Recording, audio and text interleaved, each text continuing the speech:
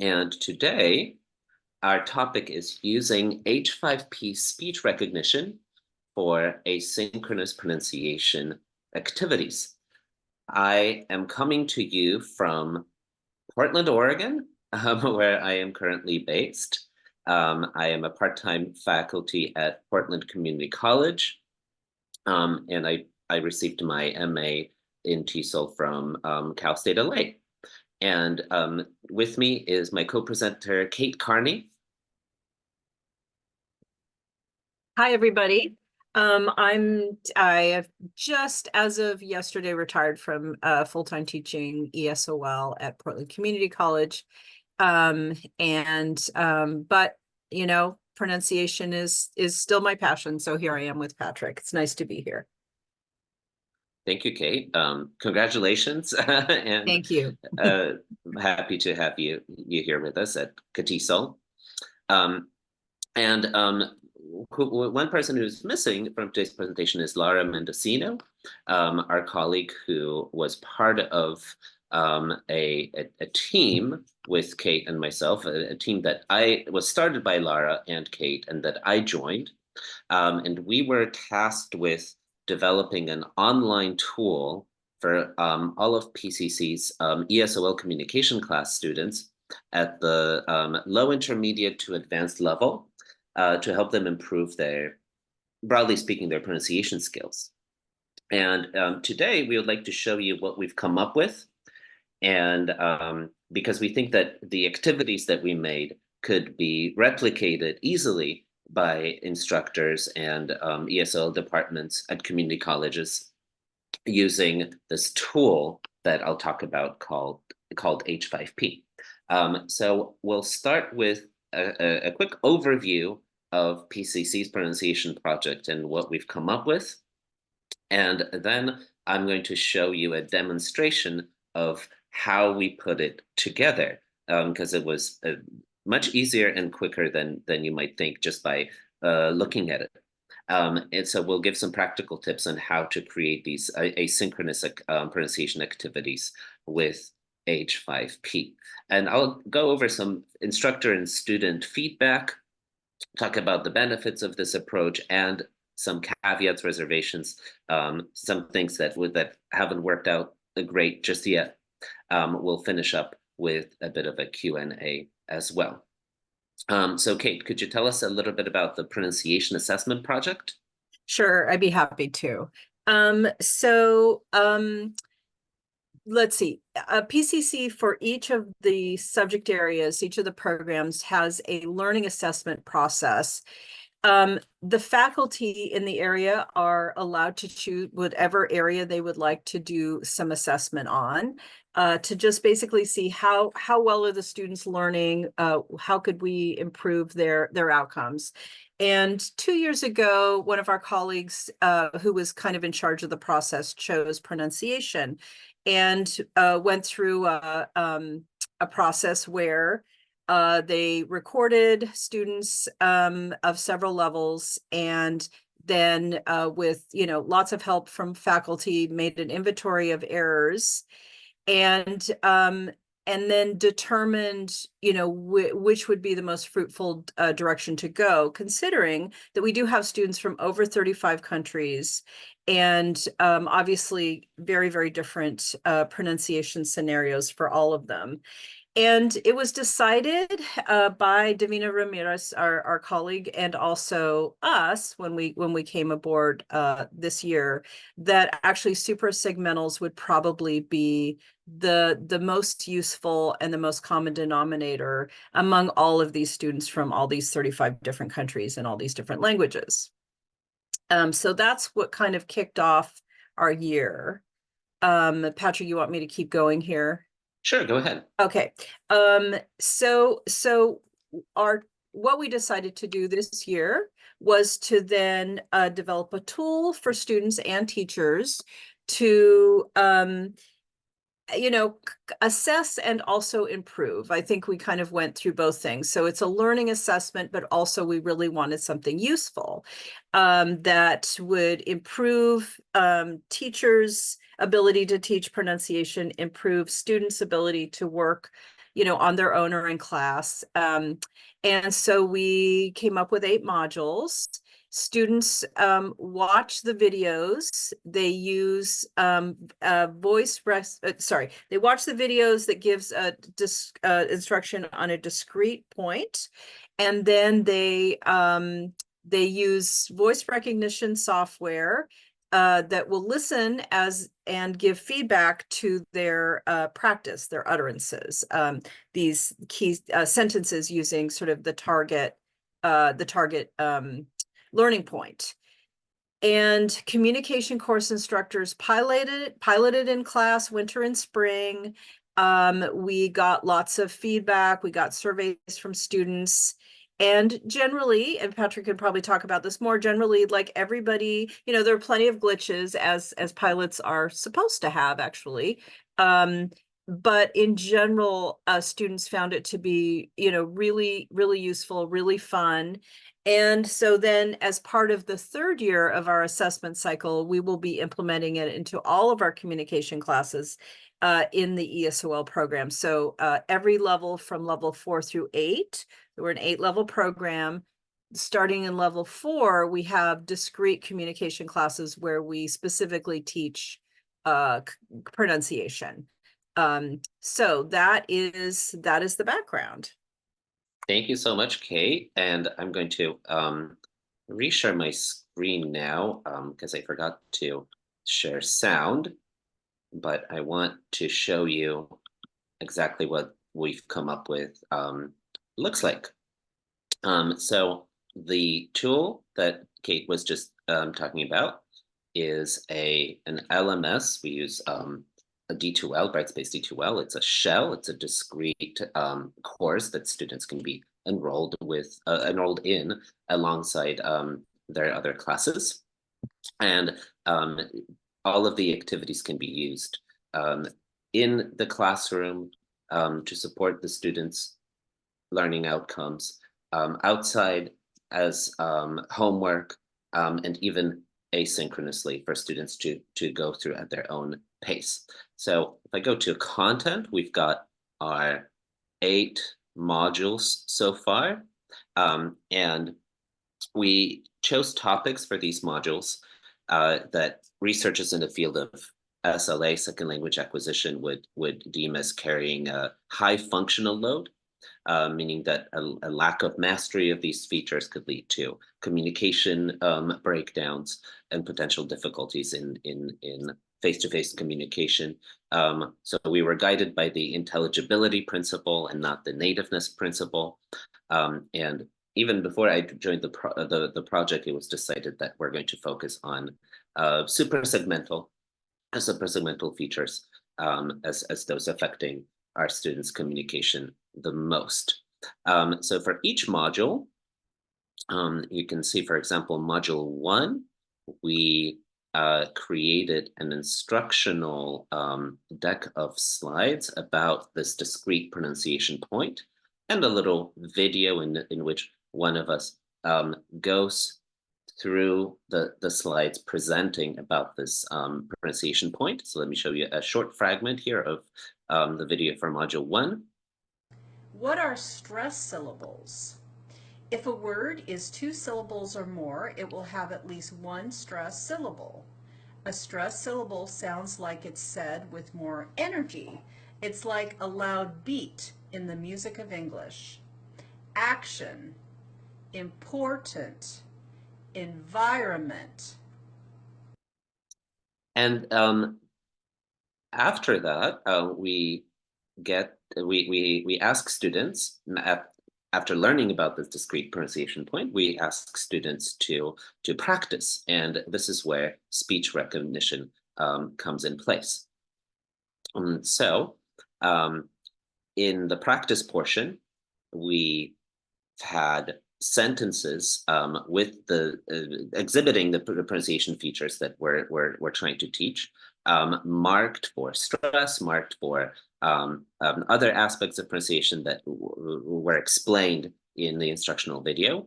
Then we had our wonderful PCC instructors record themselves saying these sentences with a natural pace. We got 3 samples, 3 speakers for each sentence. We rooted that decision in H5P high variability phonetic training, which shows that being exposed to a large number of voices with different accents, some native English speakers, some quote unquote non-native English speakers, will actually help to train students' perception of pronunciation features. So here we have, I can't predict the future. I admit I can't predict the future. I admit I can't predict the future. so we have 3 models for each sentence. And then here the students can click the button, record themselves saying the sentence, and get a correct or incorrect answer. And these answers will then be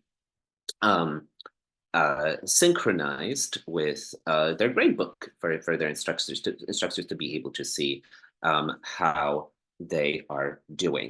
I'm not going to be able to demo this right now because my microphone is used by Zoom.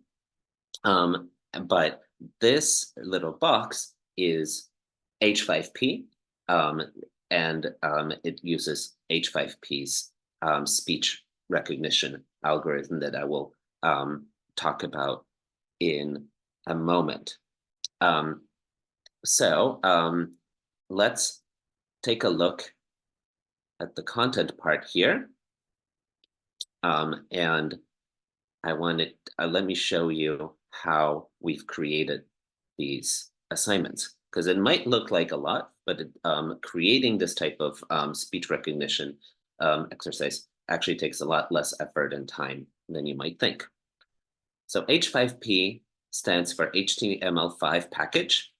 It's a plugin tool that helps produce and run interactive content and interactive video within your LMS or other kinds of e-learning browsers. And H5P integrates really well with leading LMSs. And in the post-pandemic world, many colleges and universities have been paying for their faculty to be able to use H5P. And that's why it's become a very popular choice among instructors who want to add a bit more interactive content to their shells, to their create activities that are a little bit more interactive and involve video and speech recognition, for instance. So what I can do with H5P, going back to the demo, is I can create a new page.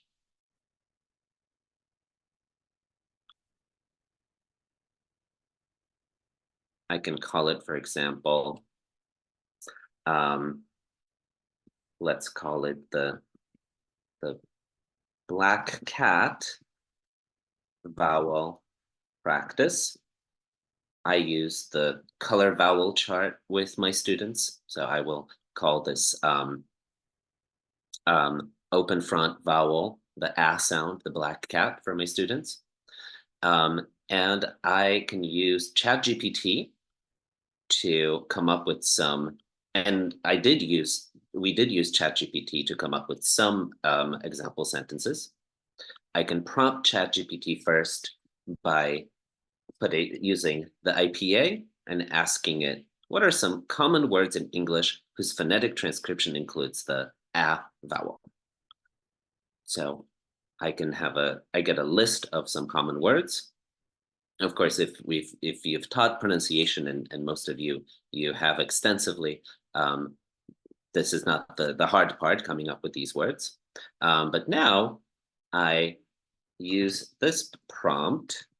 Please create some sentences appropriate for CEFR level A2 students. So around the level of our communication for students at Portland Community College, where each sentence includes at least 3 of the following words. And now I can feed it with this list. And what I'm getting is ready-made sentences at the A2 level, such as, My dad wears a hat when he works in the garden. The man in the blue hat caught a rat in the kitchen. It's not perfect because we've got some words here that are highlighted that actually don't include that sound.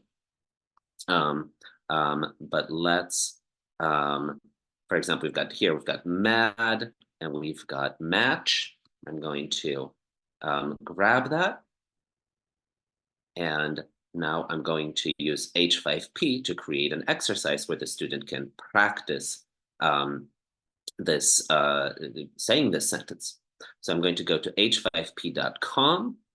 I'm going to log in with my institution's account.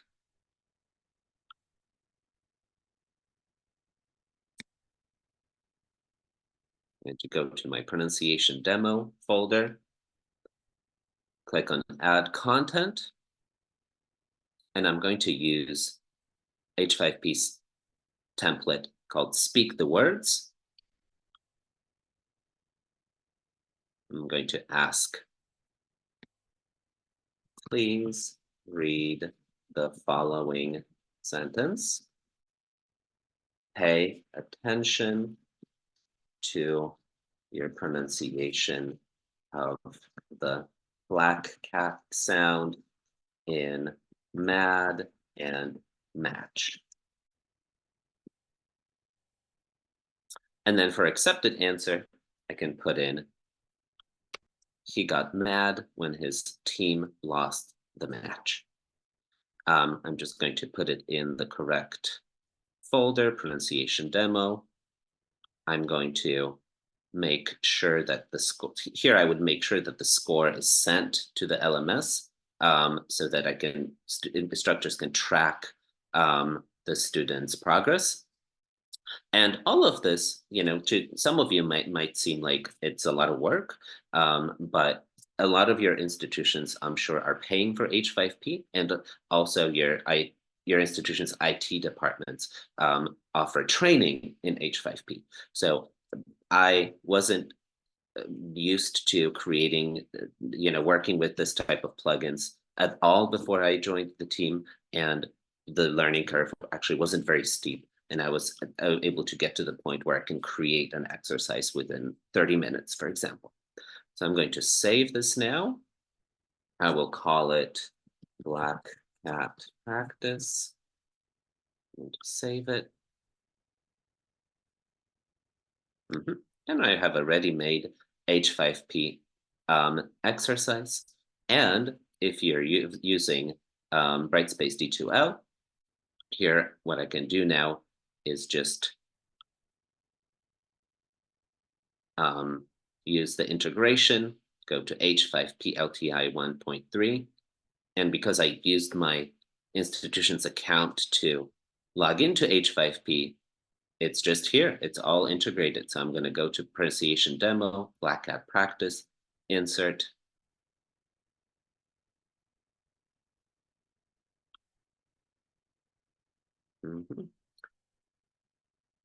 I'm going to save this.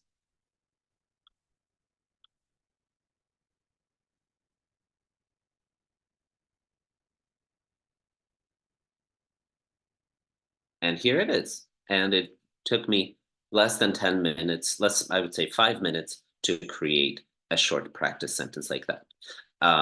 And this is something that with access to H5P and an LMS, we can use to create exercises on the spot for students where they can practice reading sentences with the pronunciation points that we're trying to teach them asynchronously at home, and we can also see how they're doing through the gradebook. So let's now talk about the feedback that we've gotten from our students, and also some caveats, reservations, and overall benefits of this type of approach. So after a few of our pilot terms, like what Kate was saying, we collected qualitative data from students and instructors. And here we have, for example, we have their responses from in the last term that we ran this survey. Most of the students found these exercises useful. They enjoyed doing them. They would try 2 to 5 times to get the correct answer, which we think is a sweet spot because they are putting in effort. They have to adjust their speech a little bit, but it also wasn't too frustrating for them, so that they wouldn't be able to get a correct answer at all. And students were also able to use to do these exercises on their phone, which is a benefit of using H5P that I will talk about in a moment. So they were using their phones, they were using their computers, and some of them were using tablets too. We got some feedback from instructors as well, and both very positive and constructive. So overall, here we see that we've received a lot of positive feedback from the students. The activities aligned very well with their coursework in pronunciation classes and some communication classes. And the type of feedback that we received that we're trying to use to improve this tool is that for some students said that they tried 30 times to get the pronunciation correct, and were having a hard time getting a correct answer, or they weren't able to interpret the errors that they were mispronouncing. So instructors noted that students needed guidance to tell them where to focus based on what the software heard and what they had tried to say. And that brings me to an overall list of some benefits and reservations that we've identified. So what I think using these types of exercises is really wonderful for is extending guided practice for students beyond the classroom. Also reducing instructors' workload. So besides these types of activities, a lot of us at Portland Community College in our communication classes, we will have students record sentences, send them to us, record their speech through voicemail. And that's great, but it requires a lot of time from instructors to give personalized feedback to the students. So using speech recognition could help with that in that respect. Now, students can record sentences on their phones too. They don't need computers. We can monitor their progress through their grades. And we found that H5P speech recognition prioritizes comprehensibility. So sometimes even if the students would make small errors with segments, the sentence was still registered as correct. And finally, I think to me that the great benefit of doing these types of exercises for students is that incorrect answers will motivate them to repeat the activity, motivate them to use software such as Youglish, for example, to hear the correct pronunciation of certain words and phrases, and generally to start noticing their pronunciation and what they do with their speech. Now, some reservations and opportunities for improvement is that we found that there are possible tech issues and a learning curve. So H5P Speak the Words is currently only available for Chrome browsers. So we had to ask all our students to download the latest version of Chrome if they wanted to use these, to do these exercises on their phones. There is no way to focus speech recognition on particular features of pronunciation, at least with H5P. So there's a holistic approach where we do get either a correct or incorrect. It acts as a wonderful motivator to students, and if together with instructors' guidance can really help them progress in their pronunciation attainment. But at the same time, sometimes it makes the readings of the software inconsistent or confusing. So one thing that we might want to think about for the future is exploring other speech recognition algorithms. And finally, one of the caveats is that still for lower English proficiency students and for particular sentences, for particular pronunciation features, a good deal of guidance and feedback is required. And so just from my experience, so far I've used this tool with my level 4 communication class students, which are at the like I mentioned earlier, around the CEFR A2 level, and then also with our level 6 communication students, which I would say are approaching B2. And with the higher level students, I was able to assign the videos and the practice as homework with minimal guidance. Some students who are having a hard time with particular sentences would approach me after class, and we would work on these sentences together. But overall, the students were very happy with how they were able to work with the tool on their own time and benefit from it in that way. Whereas with the lower level students at level 4, I would go through the presentation decks together with the students in class, and then we would follow that with some perception training. We would follow that with communicative activities in small groups, and then ask the students to try to complete the sentences, to do the practice speech recognition exercises at home. So again, the level of guidance needed from the instructor depends largely on students' English proficiency, and also on some particular pronunciation features. Yes, and I think that's basically it for the presentation portion of our webinar. So I think maybe we could open this up now for some Q&A. I also think that we've got some PCC instructors among our participants, maybe some who have used this tool with their students, and if they would want to comment on its effectiveness. And Patryk, I've been sort of monitoring some of the questions, so I just want to highlight a couple. Oh, wonderful. Let's see. Shannon asked a question I wasn't totally sure of the answer. So it's she says, my college has to pay for this in order for me to use it. And I said, I think individuals can purchase it. Is that correct? H5P.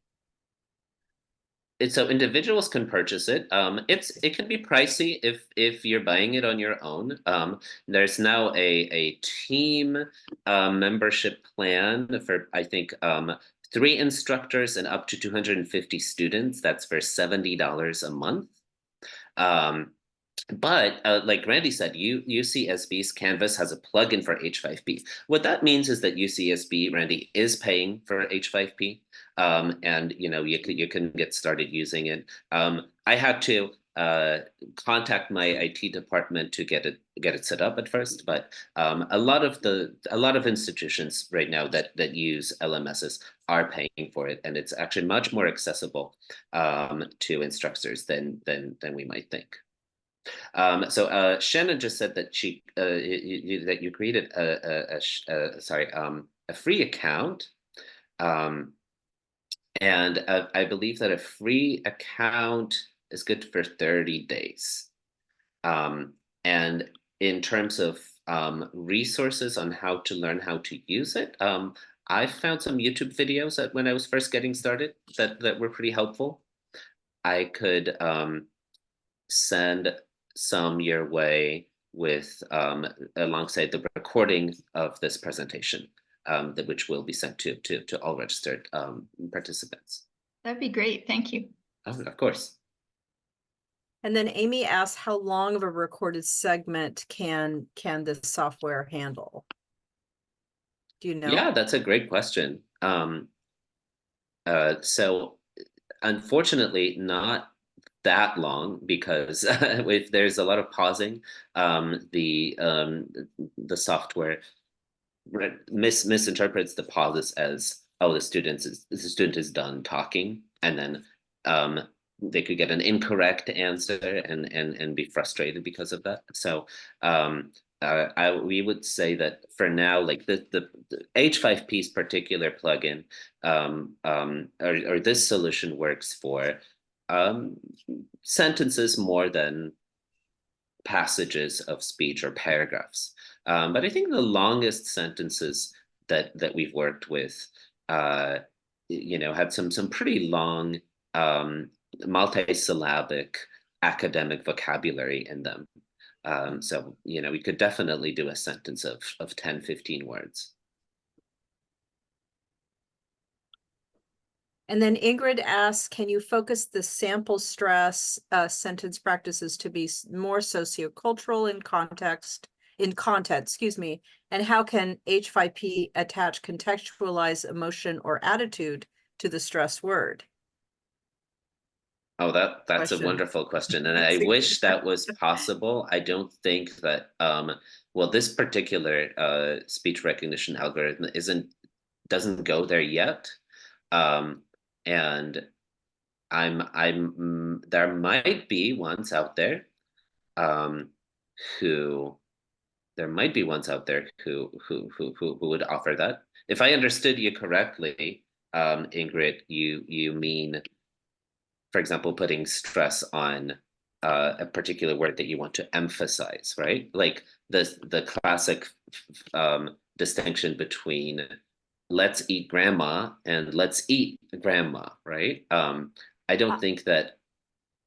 Sorry. Mm-hmm. Yeah, kind of, but also if the context of the sentence was meant to be said with an attitude of happiness or sadness or frustration or those kind Got of it. attitudes, can they be plugged into this system? As far as I know, with H5P, no, or with this solution that H5P speak the words, but I'm sure that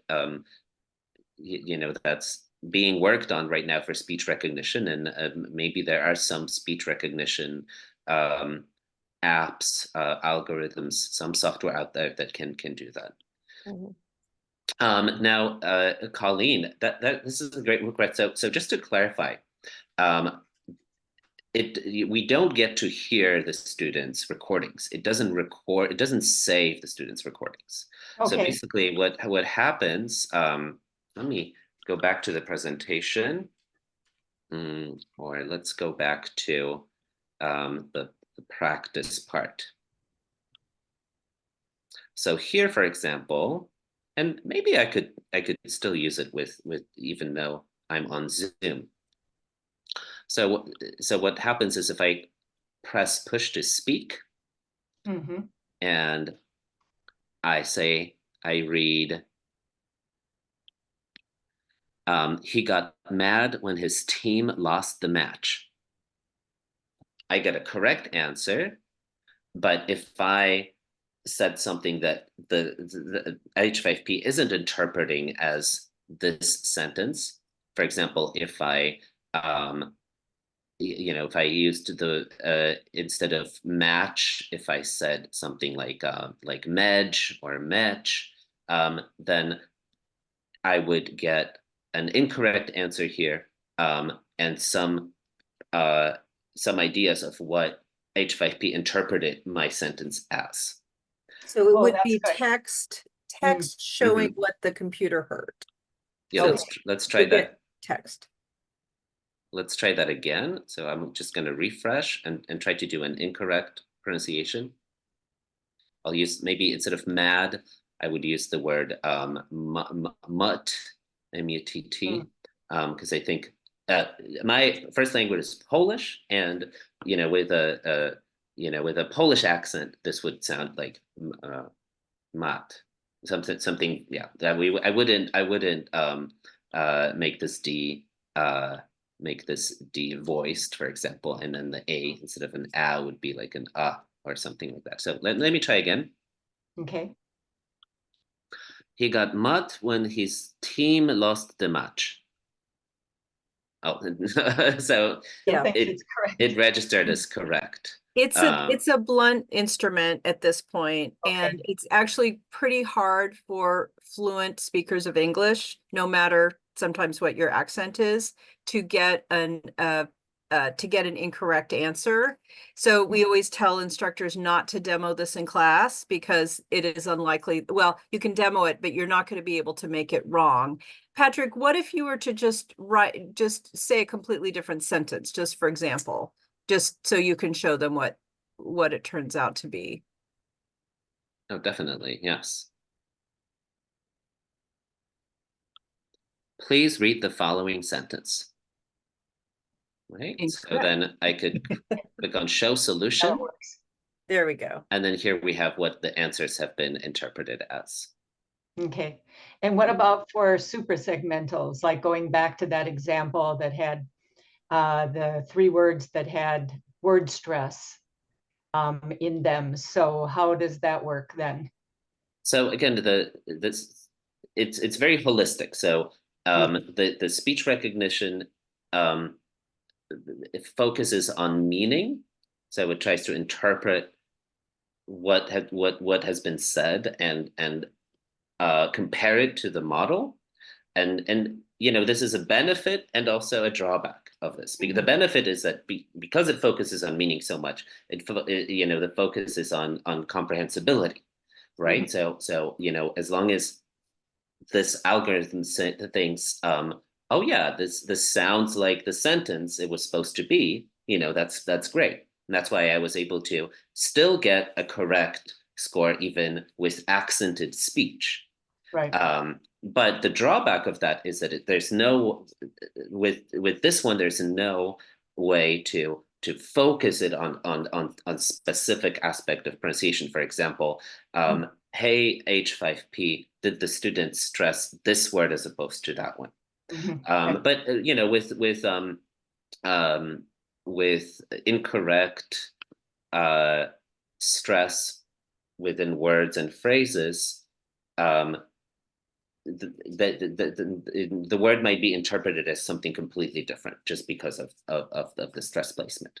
So it still does its job, but that's the most, I would say that H5P is the most accessible for us students, for us instructors, because of its integration to LMSs and because of the fact that a lot of institutions pay for it. I think it's the most accessible of these types of tools that we have at our disposal. But again, it's imperfect as a speech recognition model, and I would say for me the biggest benefit is just as a motivational factor for students of trying to interact with sentences, looking up their pronunciation, talking to their instructor about their pronunciation, noticing what they're doing right or what they're doing wrong, and then eventually getting it close enough that they get a correct, and that leads to their satisfaction. Even though, because of the nature of H5P, what the software is hearing and the feedback that it's giving us can be pretty inconsistent. Yeah. Okay. Thank you. So then Randy asks about tag questions. Does H5P measure rising and falling intonation? And I'm guessing not, Patryk. What do you think? I don't think we had any questions. We didn't have any questions. We didn't work on questions. That's a good question. I'm kind of imagining not. Again, it's about intelligibility as opposed to, although, obviously that's a big part of intelligibility is intonation, but I'm kind of guessing not. I don't know what you think, Patryk. Yes, I unfortunately I can't. I'm also not sure if how it does with intonation.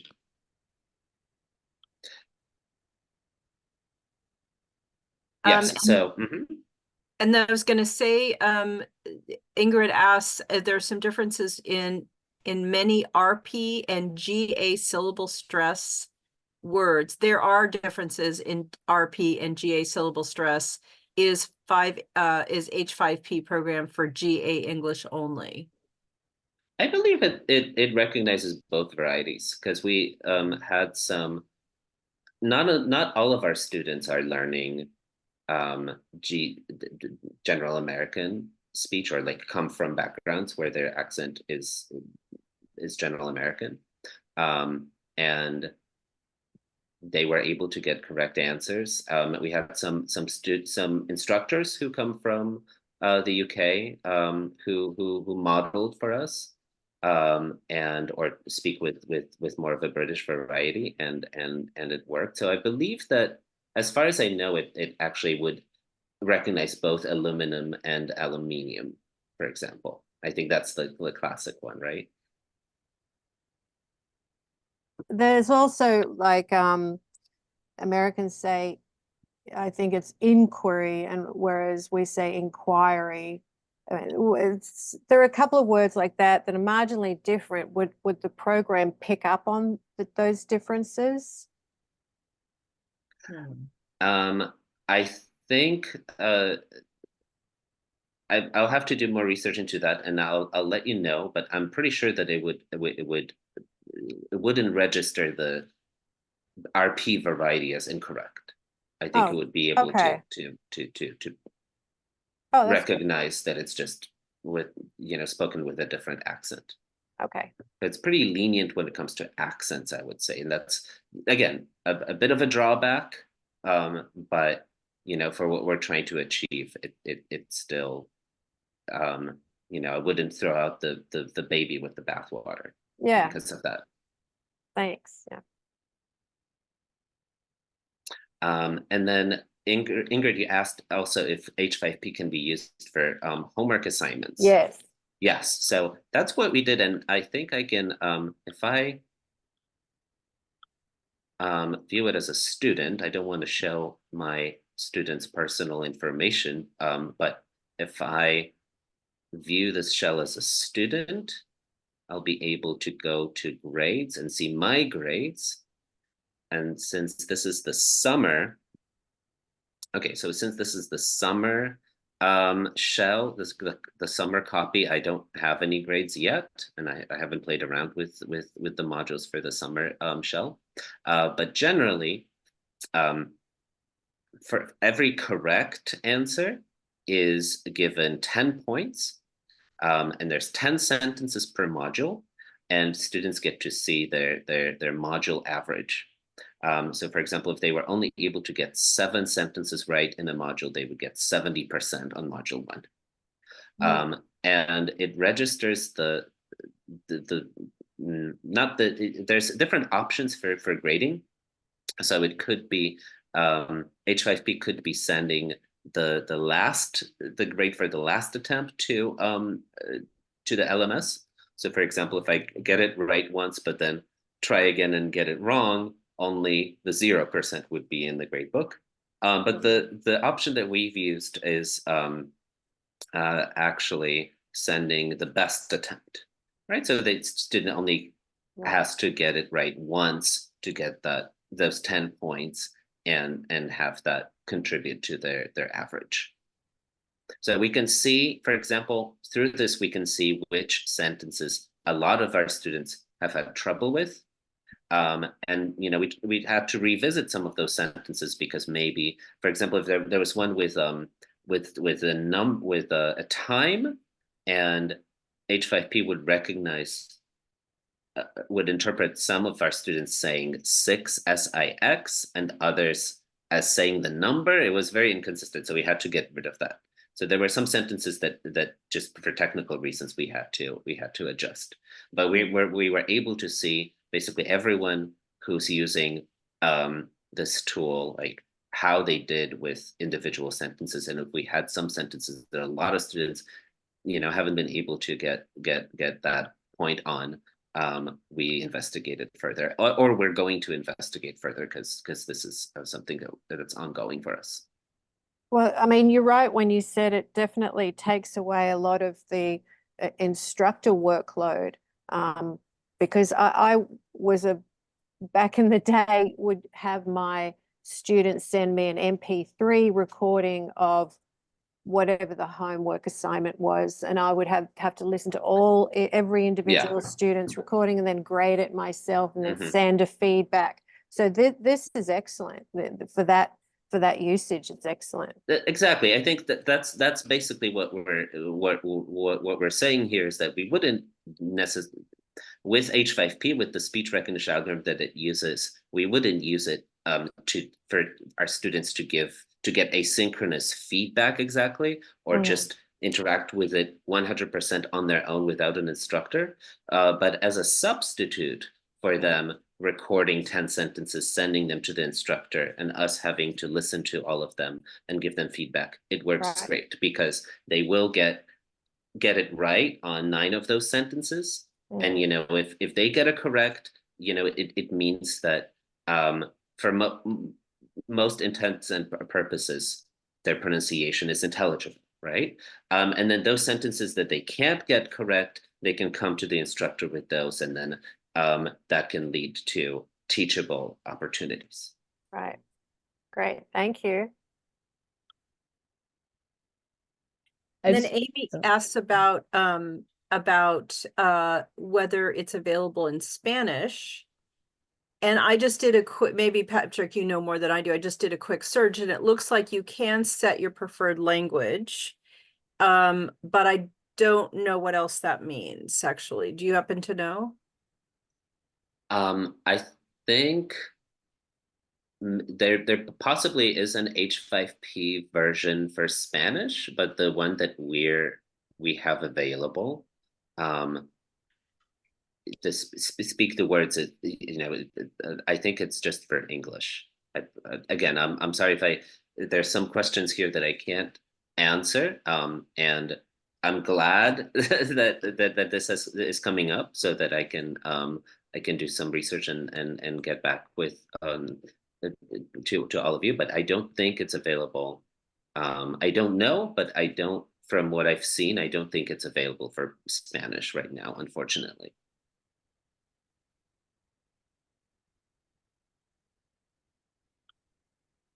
I think it might be. I'm just Googling, and it does look like there are Spanish instructors who are using it.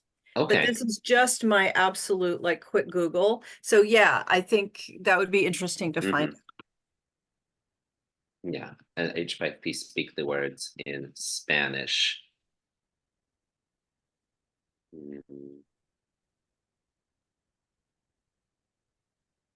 Okay, here's an example of using the speak the words H5P content to practice saying numbers 1 to 10 in Spanish. So what is possible is that this app just you can speak to it in more than English, and then it will the algorithm will recognize, oh, you're speaking Spanish, because that's kind of how ChatGPT works. For example, you can just start a conversation with ChatGPT in another language, and it speaks that language, and it'll smoothly switch to that language.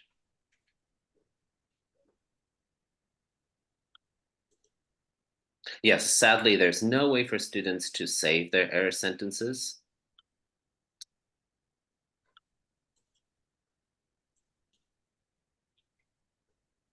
Yeah, Marcia, except for yeah, that's right.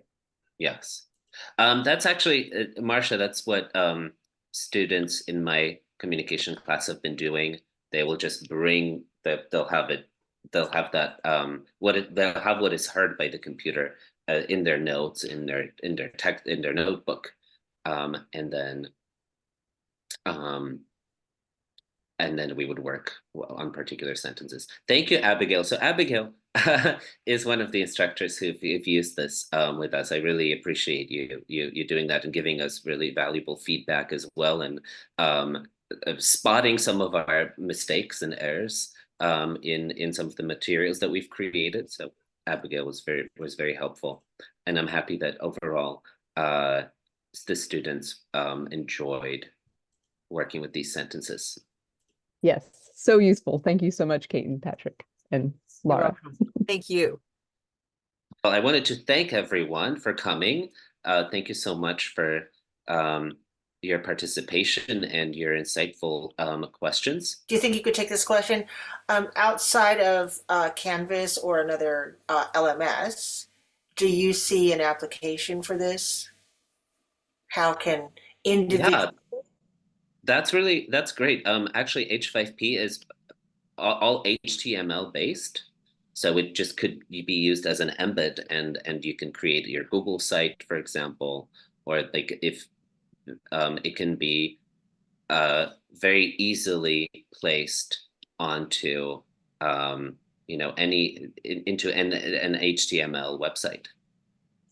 And so you can put out the sentences, and it will activate the AI, which listens to the Yes. speech. But we have to Mhm. pay a pretty penny for it, $70 a month. Is that correct? If you're not working with an institution that pays Okay. for it, All right. that's So correct. that is so that's a That is a barrier to entry for sure. that's a hefty charge. Yeah. But it's good to know, and most people here are probably working at schools where you might be able to access that.